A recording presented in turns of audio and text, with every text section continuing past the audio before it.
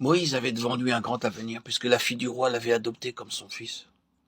Mais ses yeux furent ouverts, et il discerna l'au-delà qui succède aux choses du présent siècle et la rémunération. Il considéra les deux domaines, le présent, l'immédiat et le futur, l'éternel.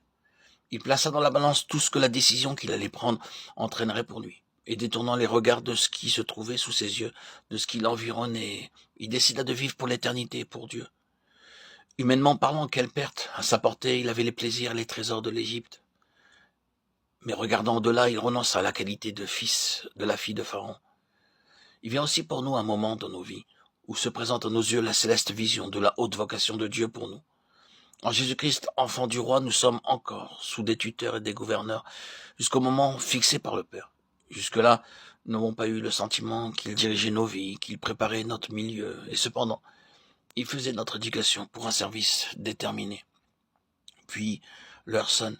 Il faut que ceux qui doivent hériter toutes choses avec Christ comprennent leur haute vocation et qu'ils choisissent délibérément le chemin de la croix, comme le Maître, pour être rendu parfait. Car il écrit de lui, bien qu'il fût fils, il a appris l'obéissance par les choses qu'il a souffertes. Hébreux 5:8. Nous sommes héritiers de Dieu et co-héritiers de Christ, si toutefois nous souffrons avec lui afin que nous soyons aussi glorifiés avec lui. Romains 8:17. Il est nettement affirmé que la foi rendit Moïse capable de choisir l'affliction au lieu des plaisirs, l'opprobre au lieu des richesses. La foi est une vive représentation des choses qu'on espère et une démonstration de celles qu'on ne voit pas. Hébreux 11:1. Hélas, pour combien des promesses de Dieu qui nous sont faites ne peut-il pas être dit, mais cette parole ne leur servit de rien, parce qu'elle n'était pas accompagnée de la foi chez ceux qui l'entendirent. Hébreux 4:2. La foi fait la preuve des affirmations divines en agissant d'après celles-ci, et cette action démontre leur réalité. La foi fait la preuve des choses invisibles, elle les traduit en expériences pratiques, tangibles. De ceci, le cas de Moïse est un exemple frappant. Par la foi, il se détourna des plaisirs et des richesses qui s'offraient à lui, et portant ses regards au-delà. Par la foi, il fit la démonstration de ce que son cœur espérait.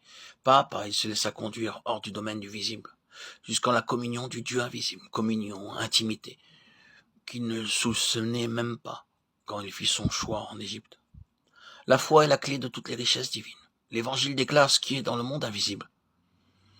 La foi, c'est simplement croire Dieu, même lorsque ses affirmations semblent démenties par ce qui tombe sous le sens et sous les yeux. C'est l'action qui manifeste notre foi en la parole de Dieu. Nous agissons d'après ce que Dieu dit, déclarations que nous croyons et auxquelles nous devons nécessairement obéir. Une foi vivante implique l'action. Une foi qui n'agit pas peut être considérée comme morte. Une acceptation purement intellectuelle de la vérité n'en fera jamais la démonstration pratique. Si nous croyons la parole de Dieu, agissons en conséquence. N'oublions pas, cependant, que la foi, qui est une démonstration des choses invisibles, demande la communion avec Dieu.